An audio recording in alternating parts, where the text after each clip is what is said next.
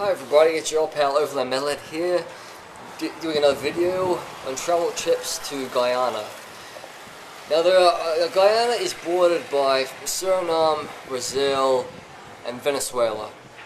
The only way you're going to get into Guyana without flying is by the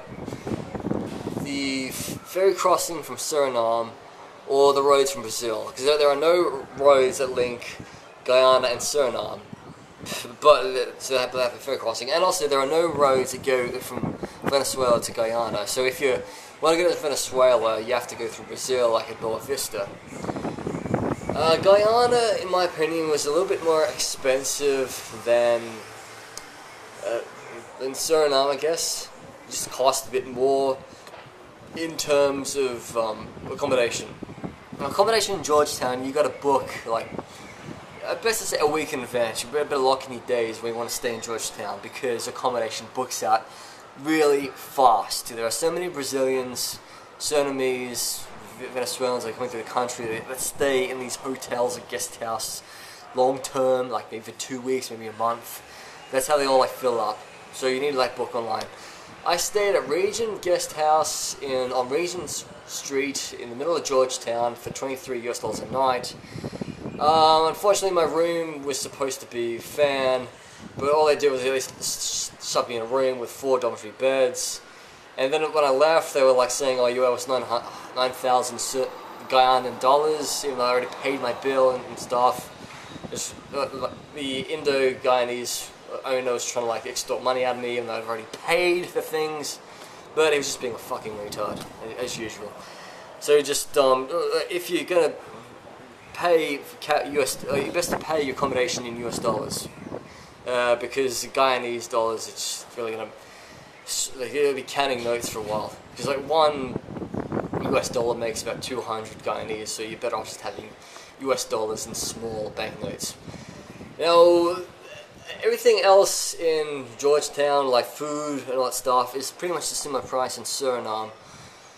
I went to the markets, right? I was going to buy this. So it's Jackie Collins' book, and the bookseller was going to charge 800 Guyana dollars, which would actually be 4 US dollars. My dad basically taught me, he says, if you ever want a paperback book of any kind, only give him 50 cents. So at the markets, you're best to barter and bargain hard and stuff, and just haggle for quid, not for pennies. Now, getting around Georgetown, they have minivans. You can go anywhere you like, and you only pay as much as 100 Guyanese dollars. So that's not even $1 American dollar, it's 50 cents. I took a few taxis around town just to get to my hotel, get to the Suriname embassy. A taxi should cost you, around town, should cost you no less than 300 Guyanese dollars. I didn't even pay any more than that. Guyana itself in Georgetown has a bit of criminal problems and stuff. I didn't witness any of that because I stayed out of the better parts in the south.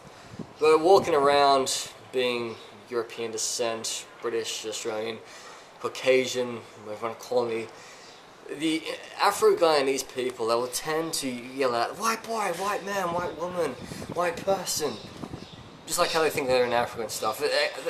They've grown entirely like that, from generations to generations, and saying that. So just don't take an offense and stuff. But you wouldn't be using you wouldn't be doing vice versa things in England. So you wouldn't be saying something like that in England or America, unless you get punched out of it or arrested for racial abuse, I guess. Now, there are a lot of beggars in Georgetown, but I mean they're less aggressive than the ones I've dealt with in London and all. I was in this cafe, right? I had $500 Guyanese dollars. So I just wanted to buy 2 pastries and a coffee. And so this guy was saying, "Hey, can you just give me these treats and stuff?" And he's just wants some. And the security guy kicked him out. And I'm just lied to him, saying, "Sorry, I've got no money." So if you do get hassles in both Suriname and Guyana, you will get hassled. You won't get hassles like in North Africa, but you'll just get bothered by poor people, homeless people, beggars. Just say, "Sorry, I don't carry cash. I'm Swedish. I live in a cashless environment." And then another thing, don't go walking out in Georgetown at night. I did that, but I only walked around nearly my hotel area, so I felt safe. But just don't venture like into the markets at night and stuff. You'll just get really hassled and all. As for visa requirements, Commonwealth citizens, most of them can, and most Western citizens can come to Guyana and stay for a month. But it's mainly the problem is it's with Eastern Europeans, they require a visa to get in. And also the Slovakian lady who got a visa in Barbados for Guyana. If you're in the UK and you want to go to Guyana, there's a Guyana embassy in London, or High Commission as we call it, so they can give you a visa there. If you can't find a Guyana embassy anyway, you can literally just Google British Embassy and they should be able to give you a visa.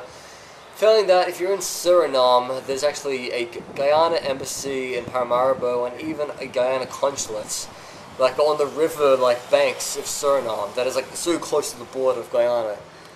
So just come prepared. And I only took money out of an ATM once, so I took equivalents of I took 6,000 Guyanese dollars, so that was closer to about maybe less than $50 US, and I didn't really spend.